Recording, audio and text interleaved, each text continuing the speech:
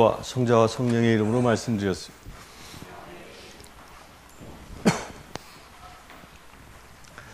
하나님의 은혜가 충만하시길 축원합니다. 우리 옆 사람들에게 고백합시다. 하나님의 때를 기다립시다. 시작. 다시 할까요? 때가 차면 주께서 일하십니다. 시작. 주님이 일하시는 때가 정해져 있습니다. 그 때가 주님이 정하신 때 여러분들이 주님을 온전히 만나는 축복의 자녀 되시길 축원합니다.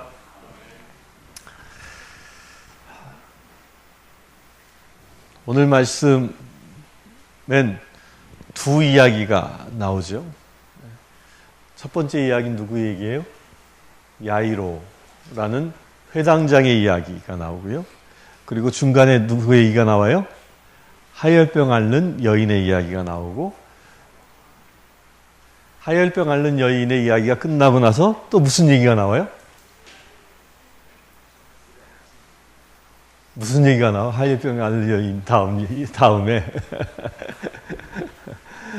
무슨 얘기가 나오죠? 아이로의 딸이 다시 살아난 이야기가 나옵니다. 근데 이 이야기의 구조를 보면 이야기의 시작과 중간과 끝이 있는데 시작과 끝은 같은 이야기인데 중간 이야기는 뭐예요? 전혀 다른 이야기가 들어가 있어요. 전혀 다른 이야기가 들어가 있어요. 이게 들어와 있는 전혀 다른 이야기로 구성되어져 있습니다.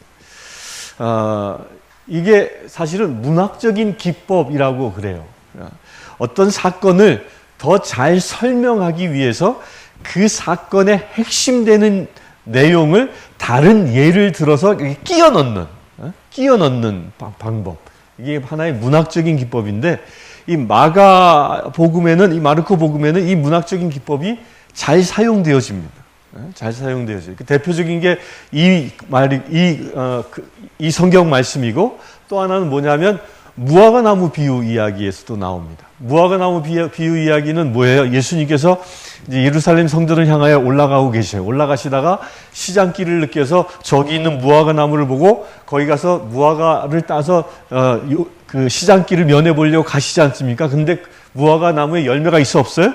없잖아요. 예? 없으니까 예수님께서 그 무화과 나무를 저주합니다. 저주하고 나서 바로 어디로 가셔요? 성전에 가십니다. 성전에 가시고 나니까 성전에 누가 있어요? 성전에 뭐가 있어요? 그 잡상인들이 쫙 있잖아요. 잡상인들을 다 제거해버립니다. 그리고 나서 돌아올 때 무화과 나무 이야기가 또 이어집니다. 돌아올 때 보니까 무화과 나무가 바짝 말라 죽어 있더라. 요게 성전 정화 사건을 우리는 주로 이 크로즈에서 보지만 실제는 뭘 얘기하고 있는 거예요? 뭘 얘기하고 있는 거예요? 사람들이 영의 양식, 육의 양식을 원하고 구하는데 그 영의 양식을 구하는 그 성전이 뭐예요? 무화과 나무와 똑같다는 거예요. 그 얘기를 하고 있는 거예요. 예수님이 필요해서 무화과 열매를 구하였지만 열매를 준비하지 못한, 열매를 갖추지 못한 무화과 나무는 마치 저 성전과 같다는 거예요. 성전에 수많은 사람들이 하나님의 말씀을 듣기 위하여 오고 하나님의 영의 양식을 얻기 위하여 오지만 정작 그들이 방문한 성전에는 뭐만 있어요? 수많은 잡다한 상인들만 있는 거예요. 생명을 주지 못하는 성전이 마치 무화과 나무와 같다라는 이야기를 이 비유를 통해 얘기하고 있는 거예요. 그 똑같은 형식이 바로 오늘 복음의 말씀에 적용되어진 겁니다. 그러니까 우리가요, 야이로의 딸 이야기를 쭉 보면서 이 이야기와 그 하열병 앓는 여인의 이야기가 아주 중요한 그 고리를 가지고 있다라는 것을 우리가 볼 수 있어야 합니다. 자, 그래서 이 고리를 하나하나 풀어가 보도록 합니다. 오늘 말씀에 보면 예수님께서 배를 타고 호숫가를 건너왔습니다. 그 전에 하신 일이 뭘까요? 그 전에 뭐 하셨을까? 배를 타고 오기 전에는 거라사 지방에 가셔서 군대막이 들린 자를 내쫓고 그를 회복시키시고, 그리고 이제 그 배를 타고 다시 건너오신 거예요. 건너오시자마자 사람들이 막 몰려 들어왔는데 그 중에 야이로라는 회당장이 예수님을 찾아옵니다. 이 회당장이라는 말은 뭐죠? 회당장은 뭐죠? 회당장은 그때 당시에 지역교회예요. 지역교회를 담당하는 사람이에요.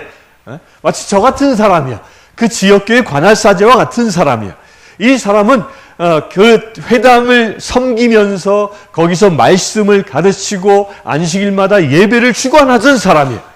근데 이 주관하던 사람인데 성경이요? 참 묘하게 이 회당장의 이름을 여기다 기록하고 있다는 거예요. 이름이 뭘까요? 이름이 뭐예요? 이름이 뭐예요? 회당장의 이름이 야이로라. 그 왜 회당장의 이름을 여기다 기록했을까요? 회당장의 이름이요, 야이로인데 그 이유가 있는 거예요. 야이로라는 말이 무슨 뜻이냐면 내가 살리리라 라는 뜻이에요. 내가 살리리라. 야이로가 내가 살리리라. 그 이름이에요, 그 이름. 그런데 참 묘하지 않아요?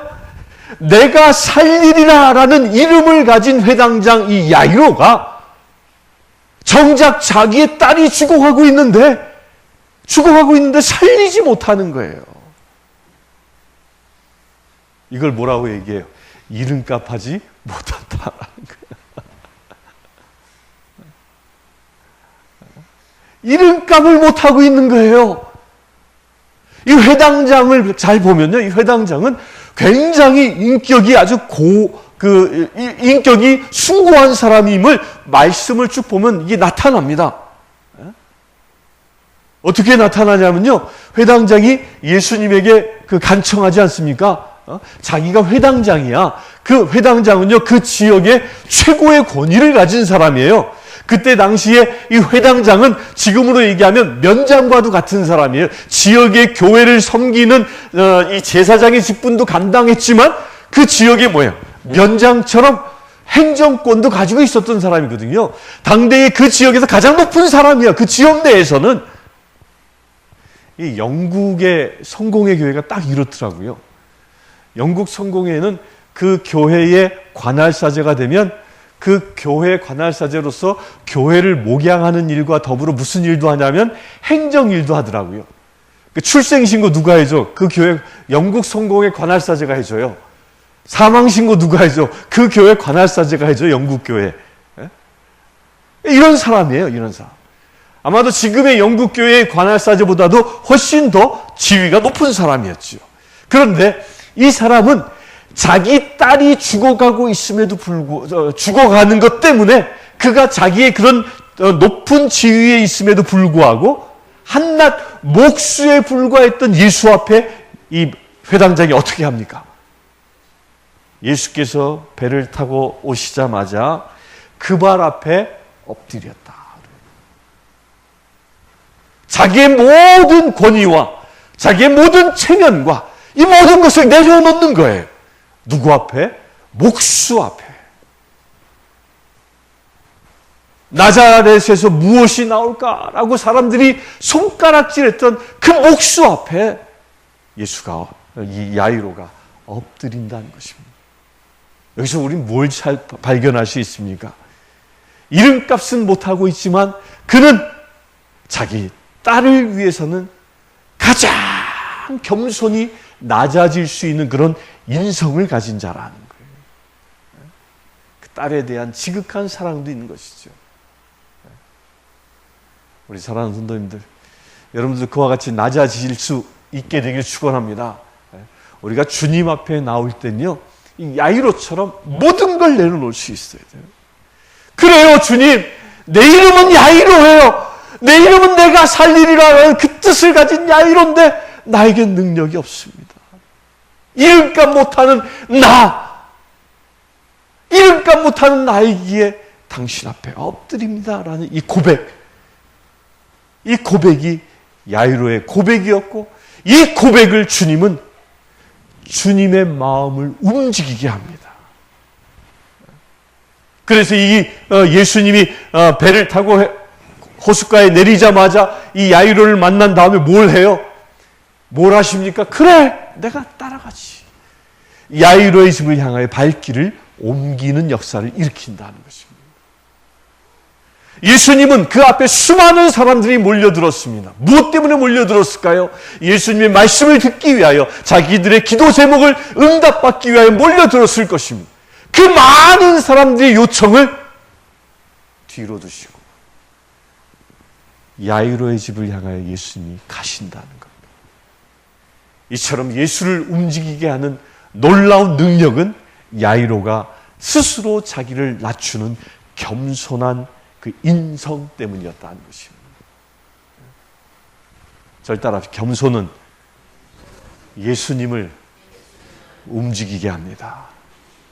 겸손은 예수님을 내 집에 오시게 합니다. 겸손은 죽은 자를 살리게 합니다. 이 야이로가 가진 성품인 겁니다. 우리가 이걸 배울 수 있어야 됩니다. 세상 사람들, 이 겸손이 이처럼 놀라운 능력을 가지고 있다는 걸 누가 잘 알고 있을까요?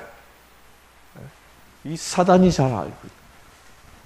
사단이 겸손의 능력을, 겸손은 예수님조차도 움직이게 한다라는 이 능력을 가지고 있다는 걸 사단이 잘 아니까 우리 사람들로 하여금 뭐하게 만들어요? 고개를 뻣뻣하게 만드는 거예요. 교만하게 만드는 거예요.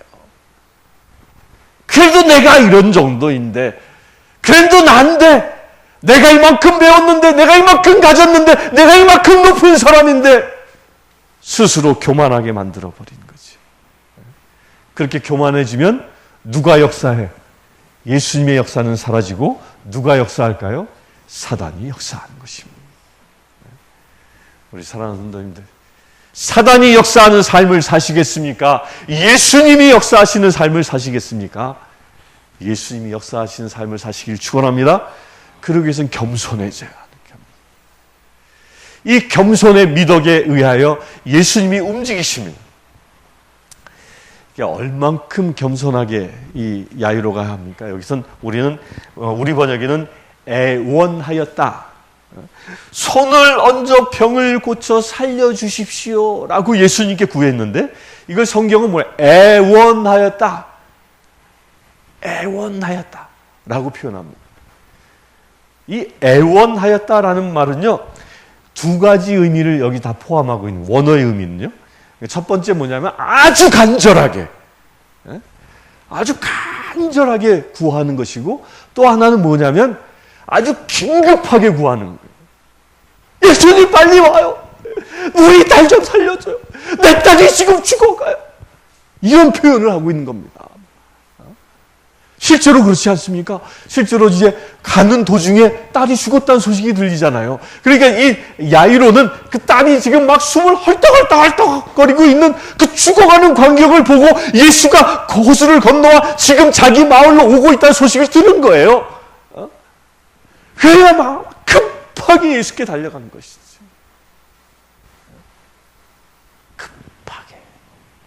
눈에 아마 보이는 게 없었을 겁니다. 그렇지 않겠어요?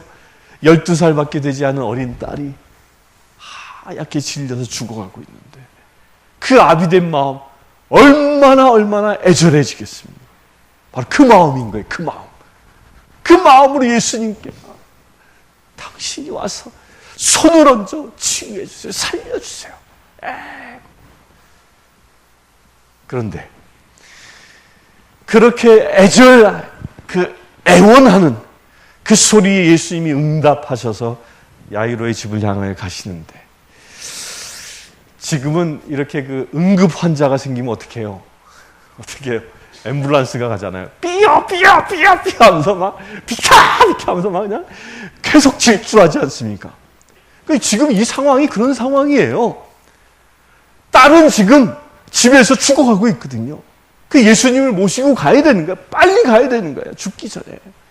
바로 이런 응급 상황인데, 이 응급 상황에 아주 이상한 일이 하나 생깁니다. 그 응급 상황에 새치기 하는 여인이 하나 나타나는 거예요.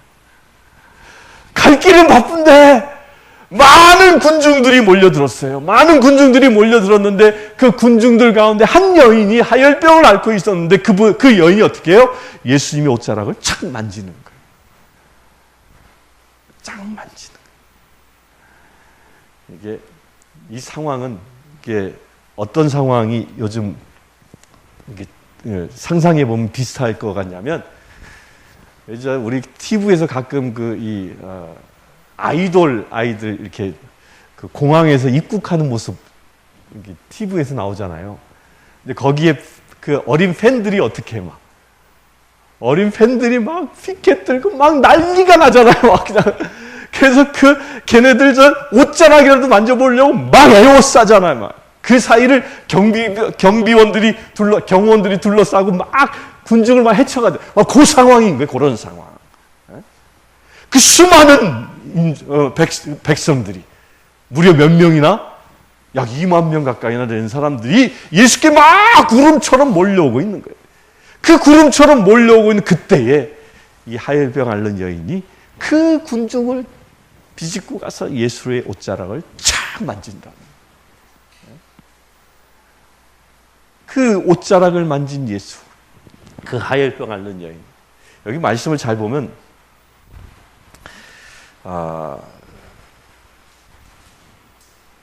사람들이 막 밀치고 막 그래요.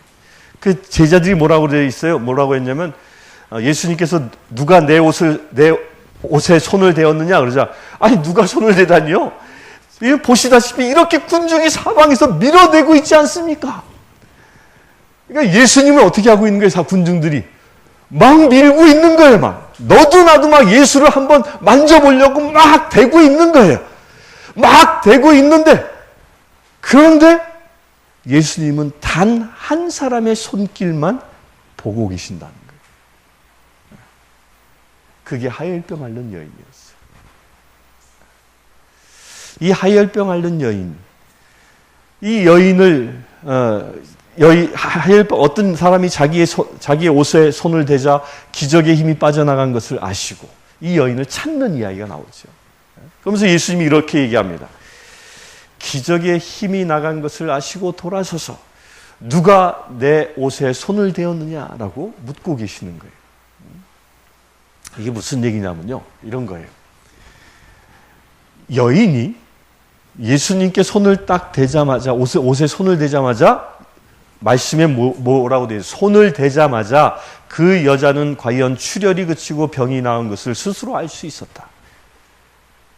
손 대자마자 뭐예요? 자기가 안 거예요. 남자들은 하혈병이 뭔지 몰라. 여자들은 알잖아요. 그러니까 안 거야. 피가 멈췄네. 피가 멈췄다는 거 안 거예요. 그런데 피가 멈췄다는 것을 안 이 하혈병 앓는 여인이 어떤 그 다음 행동을 했어요? 그 다음 행동을 보면요, 군중 속에 숨어버렸습니다. 그러니까 숨어버리니까 예수님이 찾은 거예요.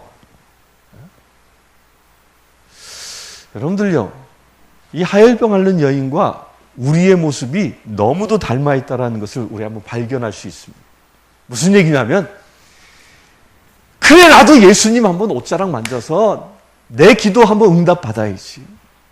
내가 병이 깊어, 내 사업이 어려워져서, 내 가정에 문제가 있어, 내 관계에 문제가 있어, 나의 이 모든 문제들을 예수께로부터 응답받아야지라고 막 그 하혈병 앓는 여인처럼 수많은 군중을 물리치고 해치고 목숨 걸고 주님 앞에 나아갔어요. 그래서 기도 응답을 받았어요. 그런데 기도 응답을 받은 이후에 여러분들은 어떻게 합니까? 어떻게 합니까?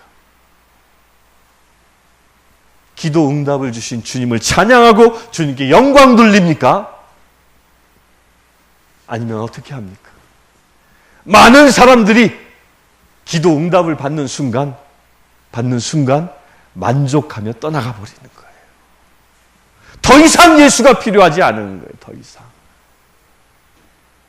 그 사람들은 예수를 찾는데, 주님 앞에 나오는데, 주님 앞에 나오는 이유가 뭐냐? 자기의 목적, 자기의 소원 성취, 자기의 기도 제목의 응답을 위해서 나온다는 거예요. 그래서 그 응답을 받으면 더 이상 주님이 필요하지 않기 때문에 군중 속으로 사라지는 이 하열병 앓는 여인처럼 세상 속으로 다시 사라져버리고 마는 것이 이 수많은 기독교인의 모습일 수 있다는 거예요. 이런 사람들의 모습을 예수님이 마태복음 25장에 뭐라고 얘기했냐면, 너희가 예수의 이름으로 구하여 응답을 얻었어도 도무지 내가 너희를 알지 못한다고 얘기합니다. 그들이 어디에 던져집니까? 저 불 끓는 지옥에 던져지는 것이죠. 왜 우리가 염소로 구분되어져야 합니까? 우리는 당신의 이름으로 기도하였고 당신의 이름으로 기적을 행하였는데 왜 우리가 염소로 구분되어져야 합니까? 왜? 이 하열병 앓는 여인과 같이 기도했기 때문이라. 자기의 소원 성취를 이루자마자 주님과의 관계를 끊어버리고 다시 군중 속으로 돌아간 이 하열병 앓는 여인의 모습을 주님은 마태복음에서 그렇게 경고하고 있는 것입니다. 우리가 예수를 찾는 이유는 나의 소원 성취로 끝나선 안 된다라는 거예요. 다음 단계로 나아가야 한다는 거예요. 그래서 예수님이 뭐라고 얘기하십니까? 예수님은 당신의 몸에서 기적의 기운이 빠져나간 것을 아시고 예수님이 뭐라고 하십니까? 누가 내 옷에 손을 대었느냐라고 그 여인을 찾고 있는 거예요. 그 여인을. 참 이상하지 않아요? 지금 이 상황은요, 위급 상황이에요. 야이로의 딸이 죽어가는 상황이야. 빨리 가서 고쳐야 하는데, 그런 야이로의 마음이 막 애가 타고 있는데, 예수님은 그런 야이로의 마음을 보지도 아니하시고, 누가 내 옷에 손을 댔냐? 군중 속으로 사라진 그 여인을 찾고 있는 겁니다. 이게 무슨 얘기일까요? 예수님은요, 단순히 내 기도 제목에 응답하시는 것으로만 우리의 관계가 끝나기를 원치 아니하신다는 거예요. 너희가 기도 제목을 가지고 있느냐? 그래! 이 하열병 앓는 여인처럼 나에게 나와! 그 간절함을 가지고 나와! 그런데 나는 그것에 대하여 응답을 해줌과 동시에 그 응답으로 끝나는 게 아니라 더 한 단계 업그레이드 되어진 관계로 너와 교제하길 원한다. 예수님이 하열병 앓는 여인을 찾은 이야기가 뭐예요? 누가 내 옷에 손을 대었느냐라는 이 말은요, 누구야? 라고 그 사람을 찾고 있는 거잖아요. 왜 찾아요? 그 사람은 이미 기도응답 다 받았는데 왜 찾아요? 그 찾는 이유가 놀랍습니다. 여인아, 내 믿음이 너를 살렸다. 여인아, 제일 먼저 주신 말씀이 뭐예요? 여인아, 병이 완전히 나았으니 안심하고 가거라. 그리고 내 믿음이 너를 살렸다. 이렇게 얘기해야 맞는 얘기 같은데 예수님은요, 말을 바꿨습니다. 여인아, 내 믿음이 너를 살렸다. 병이 치유되어진 것을 먼저 얘기하지 않아요. 뭘 얘기해요? 그 영혼이 살아나는 것을 이야기하고 있는 거예요. 이게 예수님의 관심이었던 거예요. 예수님의 관심은 그 사람의 육적인 기도 제목을 응답하는 것으로 끝나지 아니하고 무엇까지도 그가 진정 마지막 때의 양으로 구분되어져 천국 백성이 되어지는 그 생명을 얻는 데까지 주님은 관심을 갖고 계시다는 거예요. 여기에 예수의 관심이 있는 거예요. 예수의 관심. 우리가 수많은 기도 제목을 주님께 드립니다. 주님은 그것을 응답하십니다. 그러나 그 응답으로만 끝나지 않고 뭘 하길 원하십니까? 우리에게 영생을 주길 원하신다. 그런데 이 영생은 어떻게 얻을 수 있는 것이냐면 예수님과 이 여인이 1대1로 만났을 때 그 여인이 예수님 앞에 엎드려 주님 앞에 아련하였을 때 그때 영생을 얻는다. 이게 무엇이에요? 관계의 회복인 것이에요. 우리가 진정 매일매일의 삶을 살아갑니다. 그 매일매일의 삶이 참으로 영원한 생명, 하나님의 나라를 향하여 가는 그 삶이 되기 위해서는 뭐 해야 한다고요? 예수처럼, 이 여인처럼 예수 앞에 엎드려야 한다. 주님과 교제해야 한다. 그래야 주님이 주시는 말씀을 얻을 수 있어야 한다. 능력만 얻는 게 아니라 주님이 주시는 생명의 말씀을 얻어야 하는 것이요. 그렇게 되시길 축원합니다.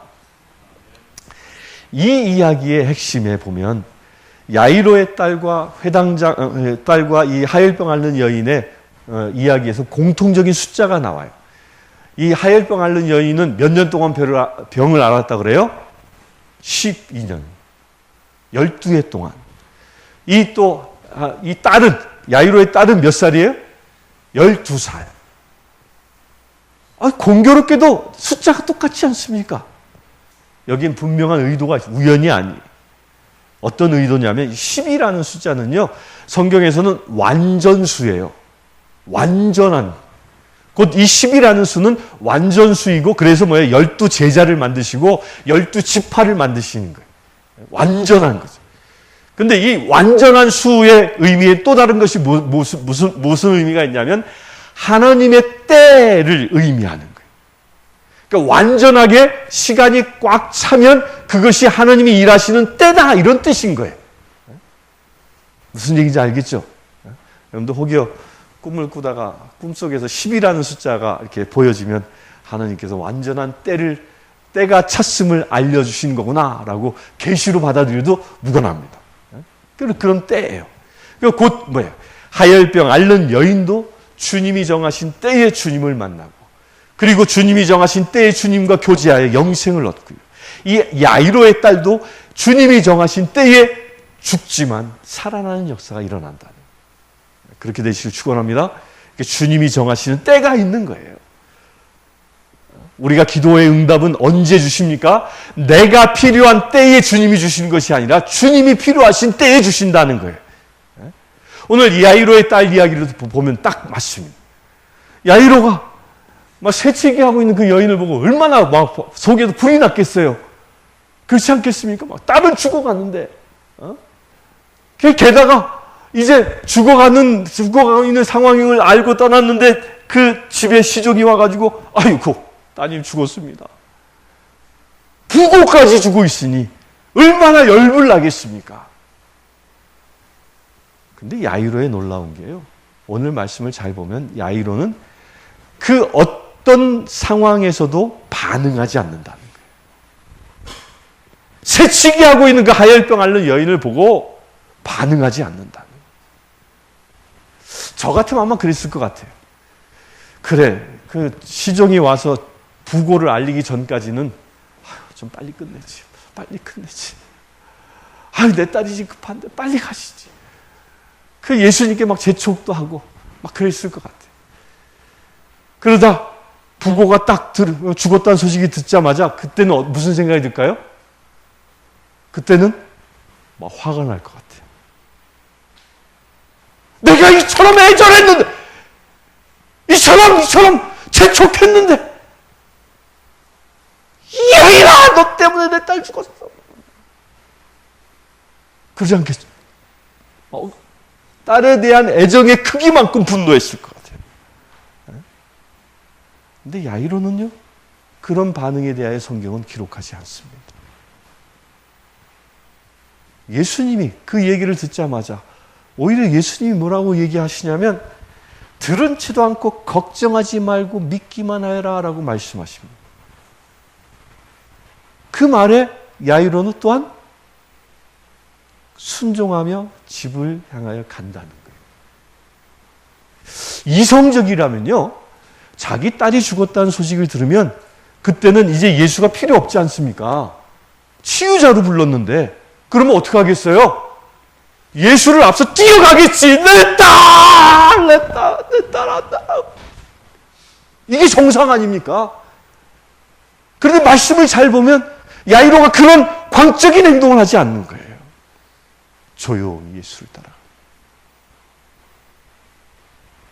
이게 무슨 행위? 믿음의 행보를 야이로가 하고 있다는 겁니다. 믿음. 그렇게 믿음의 행보 가운데 임하였던 행보 가운데 예수님께서 야이로의 딸을 만나지요. 여기 중요한 메시지가 여기에 있어요. 야이로의 딸을 만났는데 가서 보니까 죽었단 말이에요. 그런데 죽었는데 예수님이 어떻게 해요? 그의 손을 잡고 탈리다쿠 하고 이렇게 세웁니다. 이 말을 하기 위해서 사실 이 기적 이야기가 기록되고 있는 거예요. 하혈병 앓는 여인도 만져서는 안 되는 사람이에요. 성경에는 세 가지 사람은 만져서는 안 된다고 그랬어요. 첫째가 시체를 만지면 안 돼. 부정을 타니까. 둘째가 문둥병 환자를 만지면 안 돼. 왜? 병이 옮기니까. 셋째가 출혈 환자를 만지면 안 돼. 부정 타니까. 그런데 예수님이 오늘 이 사건을 통해서 두 가지를 다 하고 있는 거예요. 너희가 부정하다고 여기는 것에 주님은 당신의 몸을 내주고 있다는 겁니다. 여기서 부정하다는 말은 뭐예요? 부정하기 때문에 죽을 수밖에 없다라는 이야기예요. 그 죽을 수밖에 없는 운명을 주님은 어떻게 해요? 그 죽을 수밖에 없는 그 죽음의 운명을 주님이 붙잡으신다는 거예요. 야이로의 딸을. 사람들은 놀랬겠죠. 죽은 아이의 딸을 그 손을 붙잡는 순간 시체를 만지다니 부정 타는데. 근데 예수님은 개의치 않고 봤습니다. 이게 뭘 얘기하는 거냐면 예수님은 부정한 것을 만지심으로 인하여 당신은 죽을 수밖에 없다라는 것을 예언하고 있는 겁니다.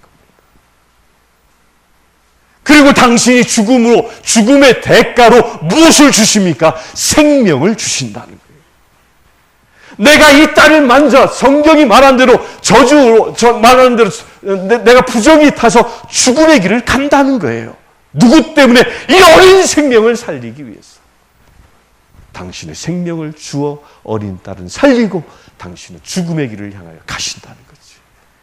십자가의 길을 예고하고 있는 예언적 행위라는 것입니다. 예수님은요, 이처럼 우리에게 오고 계십니다. 우리를 어떻게? 나의 가장 더럽고 가장 저주스럽고 가장 추악한 그 저주받은 곳에 주님은 손을 내미신다는 거예요. 여러분들 가장 추악하고 저주스러운 곳이 어디입니까? 우리는 그걸 감추려고 할 것입니까? 감추죠. 싸고 싸맬 것입니다. 그런데 그것 때문에 내가 죽어가고 있음에도 불구하고 창피하다는 이유로, 체면이란 이유로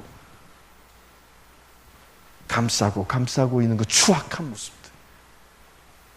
그런데 예수님은 어떻게 해요? 그 추악한 곳에 손을 내미시고 그 자리에 주님이 들어가시고 그 추악함 때문에 죽을 수밖에 없는 우리를 대신해서 당신이 죽으시고 우리를 살리시는 역사를 주님이 하신다는 것입니다. 이 말씀을 하기 위하여 이 예언의 행동을 하고 있는 것입니다. 그래서 주님은 이야기합니다. 탈리다쿰. 이 탈리다쿰이란 말은요, 무슨 얘기냐면 소녀야 어서 일어나라 이렇게 번역을 했지만 이게 그 신학자들은 이렇게 얘기하더라고요. 자기 어린 딸이 자고 있어요. 근데 아침에 그 아비가 아주 그냥 사랑스러운 말로 어린 딸을 깨우는 말이 탈리다쿰이래요. 어떻게 깨울까요? 탈리다쿰! 일어나라! 이렇게 얘기하지 않죠. 어떻게 얘기해요? 아가야 일어나라. 아주 조용히 사랑스럽게. 제가 우리 현근이가 어려서 깨울 때 제가 어떻게 했냐면 막 비벼 이렇게 얼굴에다.